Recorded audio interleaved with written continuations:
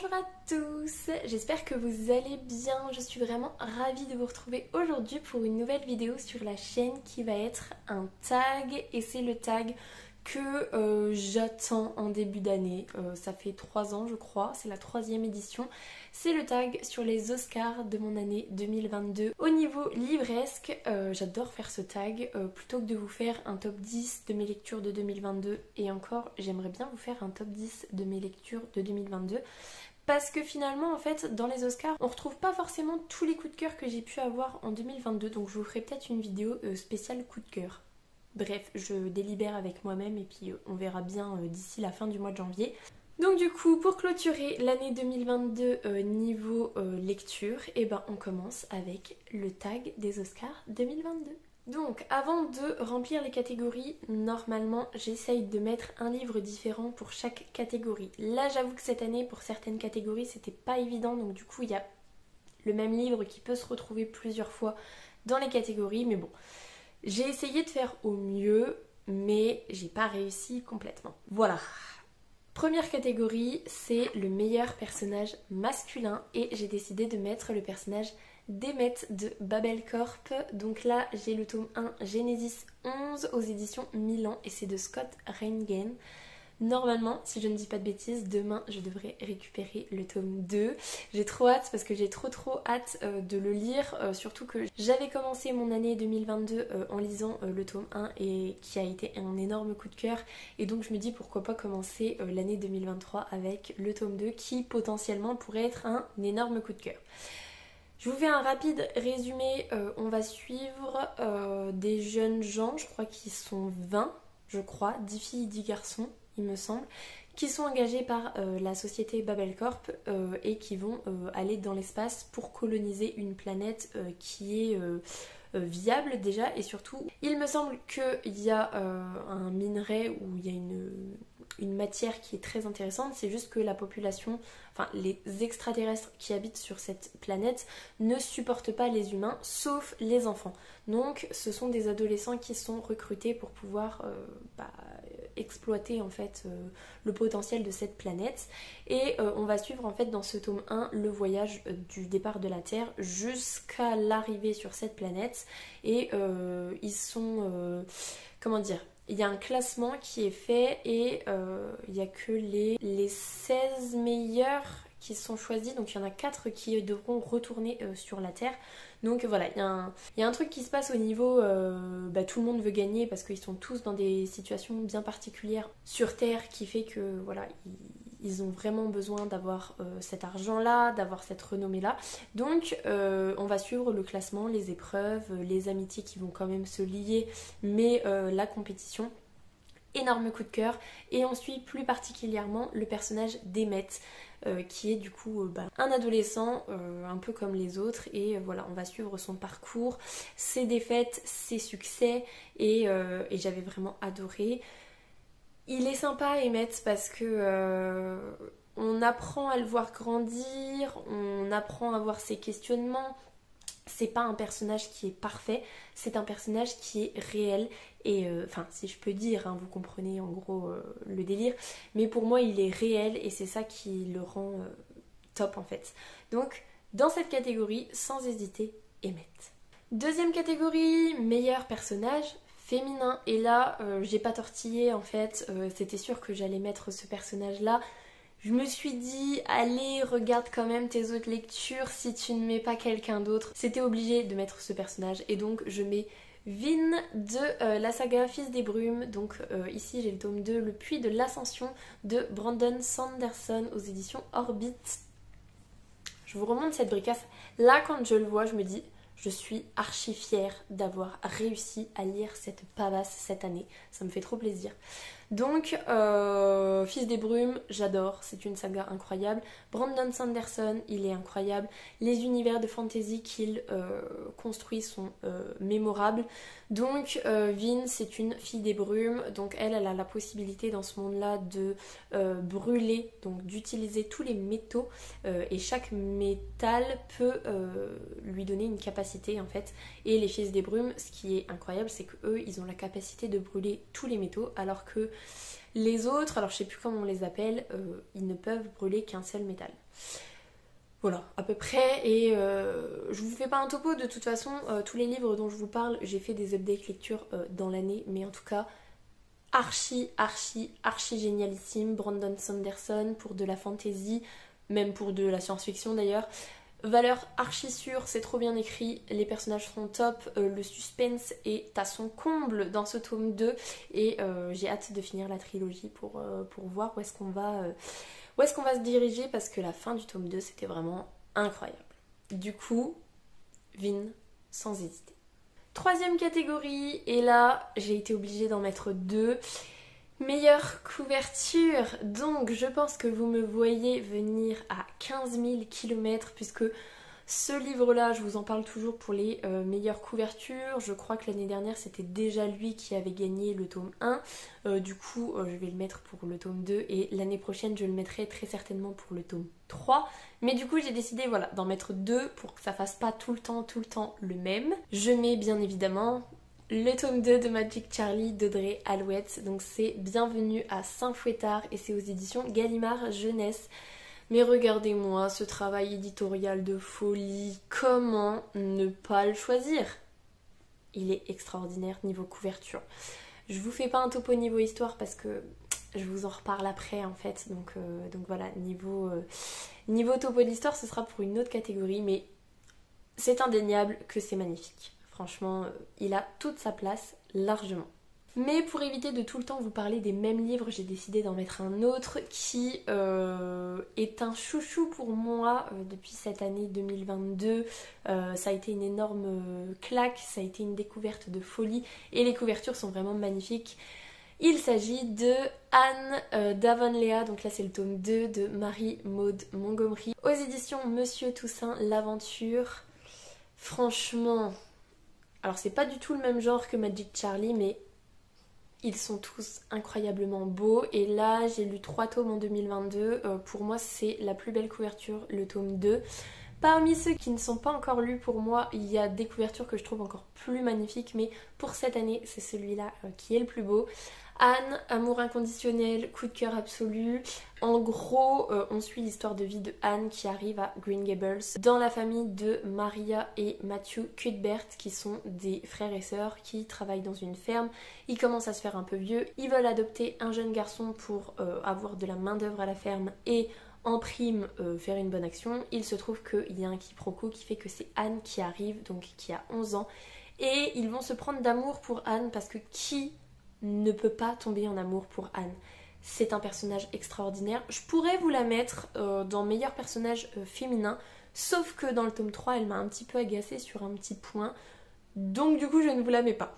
Mais globalement, elle est haute en couleurs, elle est super intéressante, elle a un esprit qui fonctionne d'une certaine façon. Enfin bon, bref, c'est un petit bonbon, un petit bonheur. C'est doudou, c'est réconfortant, c'est aussi émouvant. C'est que du bonheur. Franchement, Anne, c'est que du bonheur et trop bien en fait. Donc si vous voulez une lecture doudou, une histoire de vie qui se déroule pépère tranquille mais où on ne s'ennuie pas une seule seconde, Anne, sans hésiter. Et en plus, voilà, les nouvelles éditions sont quand même excessivement belles. Donc à ne pas louper. Surtout, ne loupez pas Anne. Quatrième catégorie, c'est la plus belle romance. Et alors là, je ne pensais pas, mais j'ai galéré. Parce que j'ai repris toute ma liste, j'ai regardé tous les livres où il y avait de la romance. Et dans la plus belle, pour moi c'est la plus mignonne, la plus attendrissante, où il y a le plus d'amour, où c'est une belle histoire en fait.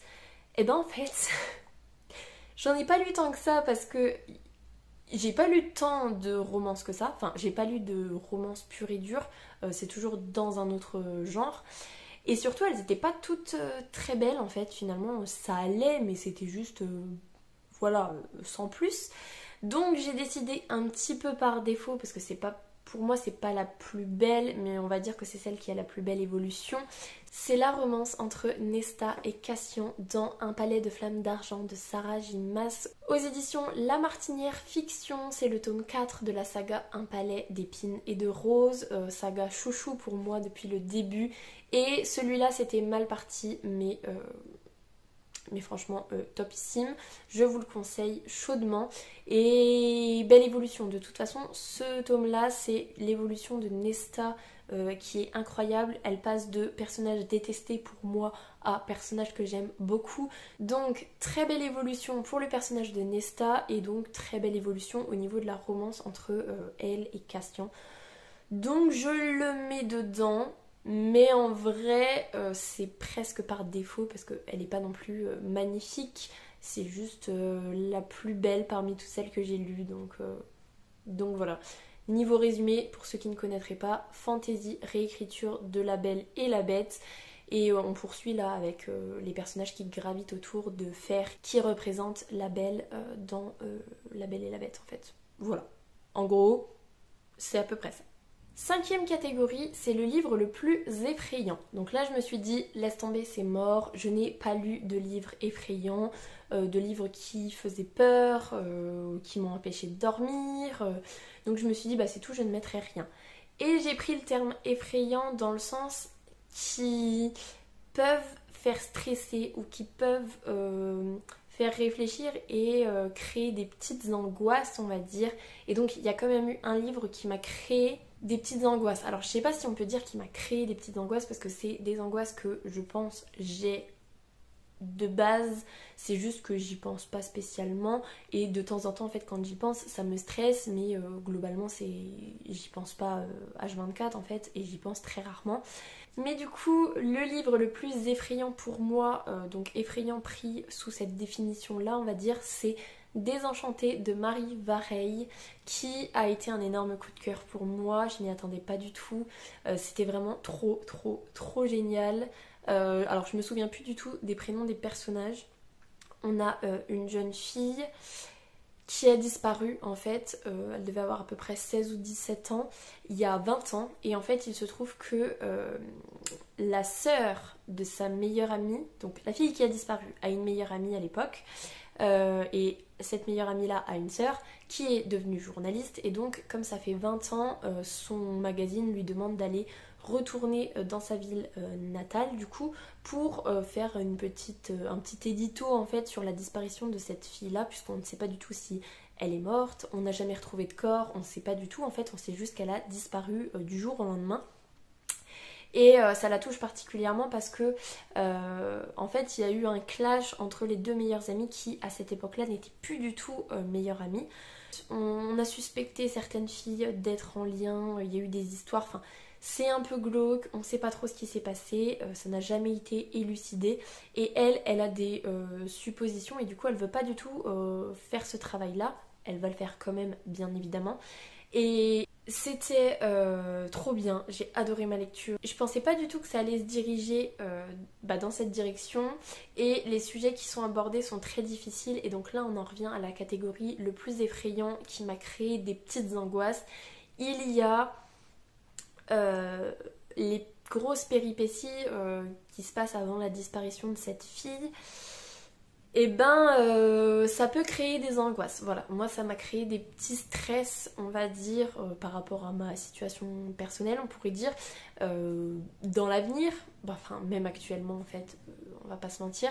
Donc voilà, sur le coup ça m'a créé des petites angoisses, mais comme je vous disais, c'est pas non plus, j'y pense pas H24 et j'y pense rarement, mais ça m'arrive de temps en temps quand même. Et c'est vrai que Désenchantée, voilà, ça, quand je l'ai lu, on en a même parlé avec mon chéri parce que voilà, ça me tracassait un petit peu, ça me trottait un petit peu dans la tête. Donc voilà, ceux qui voient le fil conducteur de cette histoire, vous comprenez sans doute de quoi je veux parler. Ceux qui ne l'ont pas lu, je vous invite totalement à découvrir Désenchantée de Marie Vareille. Ensuite, c'est la catégorie le livre le plus émouvant. Alors, j'ai pas tant lu de livres émouvants que ça cette année, mais je vous dirai quand même The Elements, le tome 4, donc c'est The Gravity of Us de Brittany C. Sherry, que j'ai lu en fin d'année finalement. J'ai quand même pas mal pleuré pour celui-là. En gros, on va suivre une jeune fille qui est en train de s'occuper de sa sœur qui a un cancer, tout ça. Donc voilà, elle est vraiment très protectrice, elle c'est le ciment de la famille on va dire. Et en parallèle on suit Graham, donc je me souviens de son prénom quand même, qui est un auteur de thriller archi connu, qui est marié mais plus pour convenance on va dire, pas par amour, juste parce que ça se faisait bien et que voilà. Et en fait avec sa compagne il ne veut pas du tout d'enfant, elle ne veut pas du tout d'enfant, et il se trouve que y a un enfant qui va arriver et ça va complètement chambouler sa vie. Et par un heureux hasard, le chemin de ces deux personnages là, donc la fille qui s'occupe de sa sœur, j'ai oublié le prénom, mais et Graham vont se percuter en fait, et va s'en suivre une histoire que j'ai trouvée très bien, très poignante au niveau familial, au niveau de la paternité, de la maternité, au niveau de l'abandon, tout ça. Enfin, c'est des sujets qui sont toujours très durs chez Brittany et Sherry, mais que j'aime beaucoup parce que c'est de la romance pour le coup, mais qui traite des sujets très importants. Et voilà, j'ai beaucoup aimé ma lecture, mais j'ai aussi pas mal pleuré. Donc dans cette catégorie, ça va parfaitement. Meilleur univers, alors je pourrais mettre Fils des Brumes de Brandon Sanderson, mais je vous en avais déjà parlé, et j'ai une autre saga chouchou et c'est Steam Sailors d'Ellie S. Green. Donc là c'est le tome 3, c'est Le Passeur d'âme aux éditions Goldstream. Coup de cœur absolu cette trilogie, j'ai été heureuse de la découvrir et je remercie encore une fois le PLIB 2021 je crois. Oui, ça doit être ça, de me l'avoir fait découvrir, parce que je serais passée totalement à côté alors que c'était une saga, c'est une saga coup de cœur en fait, trop bien. Rapide résumé, c'est du fantastique je dirais.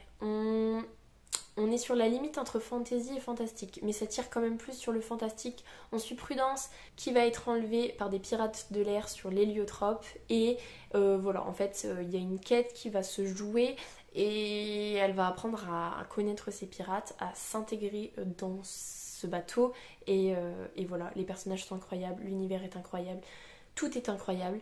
Voilà, meilleur univers parce que j'étais obligée de vous en parler. Lisez Steam Sailors si vous ne connaissez pas. Je me rends compte que cette vidéo va être beaucoup trop longue parce que ça fait déjà 20 minutes que je tourne et je suis loin d'avoir fini. Donc je vais essayer de faire un petit peu plus concis pour la suite. La catégorie suivante, c'est la plus grosse déception. J'en ai mis deux parce que elles sont à peu près à égalité. Mais c'est pas non plus, ça a pas été horrible de les lire, c'est juste que j'ai été quand même pas mal déçue. Première déception, c'est Can't Help Falling in Love, le tome 2 d'Alicia Garnier. J'avais adoré le tome 1, la fin du tome 1 était incroyable, j'avais trop envie de finir la duologie du coup pour savoir ce qu'il allait se passer, et j'ai trouvé ce tome 2 très lent, avec beaucoup moins d'enjeux que pour le tome 1. Il n'a pas été mauvais, mais en comparaison du tome 1, j'ai trouvé qu'il était presque inutile en fait. Et ça aurait pu se conclure avec juste une petite nouvelle. Donc voilà, c'est une petite déception. C'était pas mauvais, mais en comparaison du tome 1, clairement, ça ne l'a pas fait du tout pour moi. Donc voilà, première déception. Et deuxième déception, c'est Kéléana, le tome 2, donc La Reine sans couronne de Sarah J. Maas aux éditions La Martinière Fiction Jeunesse. Kéléana, j'ai du mal avec cette saga en fait, parce que j'ai tellement adoré Un palais d'épines et de roses de l'auteur que voilà, j'ai voulu tester Kéléana, surtout que tout le monde disait ouais, Kéléana c'est vachement mieux que Un palais d'épines et de roses. Bah pas pour moi du coup. Le tome 1 c'était ouais, et du coup le tome 2 c'était ouais, pas terrible, encore moins bien que le premier, sauf la toute fin, donc je laisse une chance au tome 3 et je déciderai si j'abandonne ou pas au niveau du tome 3. Du coup, Kéléana, fantasy assassineuse en fait, qui a été libérée des mines où sont envoyés les esclaves. Donc là elle s'est fait choper en fait un jour, elle a été envoyée là-bas. Elle était censée ne jamais en ressortir parce qu'on devient fou et on meurt dans les mines. Et en fait, le roi décide de faire un concours pour élire son garde suprême en fait. Donc chaque seigneur choisit un champion, ils vont s'affronter. Et le fils du roi choisit Kéléana. Donc voilà, on suit dans le premier tome les sélections en fait. Et c'était bof, tome 2, déception. Donc on verra le tome 3. Je pense que je le lirai cette année pour me faire une idée, mais bof bof pour moi. Donc quand même une déception parce que j'attendais mieux pour le tome 2 et en fait ça a été moins bien pour moi. Donc voilà. J'ai rajouté une catégorie parce que pourquoi pas, c'est la plus grosse surprise et pour moi ça a été clairement Désenchantée de Marie Vareille parce que je m'attendais à ce que ce soit bof et je m'attendais pas du tout à ce que ce soit un coup de cœur. Je l'ai lu parce que c'est Marie Vareille, que pour l'instant j'ai adoré tous les livres que j'ai lus d'elle. Il y en a eu énormément qui ont été des coups de cœur. Il y a plus de coups de cœur chez Marie Vareille pour moi que de livres que j'ai juste bien aimés. Et là ça a été une claque et ça a été un coup de cœur de folie et franchement trop génial. Donc voilà, je le mets et il va largement ici et c'est celui qui m'a le plus bluffé en fait. Donc je vous le conseille encore chaudement. Ensuite, la catégorie meilleur auteur, donc ça peut être plusieurs auteurs. Du coup j'ai décidé d'en mettre 3. Et pour cette année, j'ai découvert Marie-Maude Montgomery avec Anne et j'ai adoré. Donc je mets largement Marie-Maude Montgomery. Je mets aussi Audrey Alouette parce que pour l'instant, même si j'en ai lu 2 d'elle, c'est des coups de cœur absolus à chaque fois. Tout est bien. Je n'ai aucune critique négative à faire sur les Magic Charlie. Donc pour moi, elle a totalement sa place dedans puisqu'il n'y a rien en critique négative. Même l'objet livre est incroyable, donc juste génial.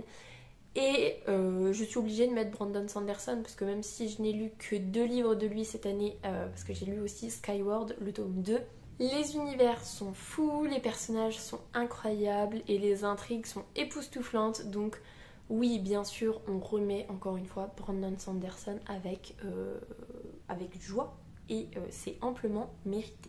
Et enfin, le meilleur roman 2022 que j'ai lu, du coup je vous en reparle une 3e fois, c'est Magic Charlie, donc le tome 2, Bienvenue à Saint-Fouettard, toujours d'Audrey Alouette, toujours aux éditions Gallimard Jeunesse, parce que, comme je viens de vous dire, je n'ai aucune critique négative. Je n'ai pas trouvé le livre long, pourtant il est quand même pas mal long, donc je n'ai pas trouvé ça long. Au vu du décor où ça se passe, donc à Saint-Fouettard, je pensais vraiment que j'allais pas trop apprécier Saint-Fouettard. Elle m'a fait apprécier Saint-Fouettard. Tout en fait. Toutes les petites choses que je me suis dit, oh peut-être que ça me plaira pas, ça m'a plu. Les personnages m'ont plu, l'intrigue m'a plu, la façon dont ça se goupille m'a plu, les familiers, les dialogues, tout est incroyable. Donc forcément, je mets ce tome 2 dedans parce que c'est fou en fait, parce que tout est bien et que je n'ai aucune critique négative à faire. Donc pour moi c'est le meilleur en fait, parce que même les plus incroyables, j'ai des petites critiques toujours. Même Fils des brumes de Brandon Sanderson, il est énorme, il est très long à lire, c'est une brique quand même, et donc voilà, là il est gros mais à aucun moment j'ai l'impression que c'est une brique, au contraire j'ai envie que ça dure indéfiniment et franchement génialissime. Donc trop bien, avec plaisir. Il détient l'Oscar de 2022 pour ma meilleure lecture, largement. Et donc voilà pour ce tag qui va très certainement être beaucoup trop long, même si j'arrive à monter correctement pour que ce soit un peu moins long. Et ben à mon avis ça va être beaucoup trop long pour vous. J'espère que cette vidéo vous aura plu. Moi en tout cas ça m'a bien plu de vous la faire et j'aime beaucoup revenir sur mon année écoulée niveau livresque. Ça me permet de faire le bilan en fait tout simplement. Et d'ailleurs en parlant de bilan, je fais juste un petit point. Cette année j'ai lu 48 livres, ce qui est moins que la dernière année et l'année encore d'avant. Mais comme je vous disais, avec ma petite chérie qui grandit, j'ai beaucoup moins le temps de lire. Donc bon, c'est tout. Et en termes de pages, j'ai lu 19 025 pages, ce qui est à peu près 4000 pages de moins que l'année d'avant, donc 2021. C'est pas terrible je trouve, je suis même pas aux 20 000, je suis un petit peu dégoûtée, mais j'ai fait des très bonnes lectures et je regrette absolument pas mes choix de lecture. Je trouve que j'affine vachement ce qui peut me plaire et ce qui peut ne pas me plaire et globalement j'ai jamais eu autant de coups de cœur je crois que cette année. Donc franchement juste génial en fait. Du coup la conclusion pour cette année 2022, lire un peu moins, c'est pas si grave que ça quand nos sélections de livres sont beaucoup plus adaptées à ce qui va nous plaire. Et voilà, moi je suis très heureuse de mieux cerner ce qui va me plaire et d'avoir énormément de coups de cœur. Donc super bonne année 2022. Je vous ferai peut-être une vidéo sur mes coups de cœur. Bref, je vais clôturer là parce que c'est beaucoup trop long. Sur ce, j'espère que cette vidéo vous aura plu. Si c'est le cas, n'hésitez pas à mettre un petit pouce dans les airs, à vous abonner à la chaîne et à venir discuter avec moi en commentaire. Ça me fera super plaisir. En attendant, je vous souhaite une très belle semaine, de très belles lectures et je vous dis à la semaine prochaine. Salut!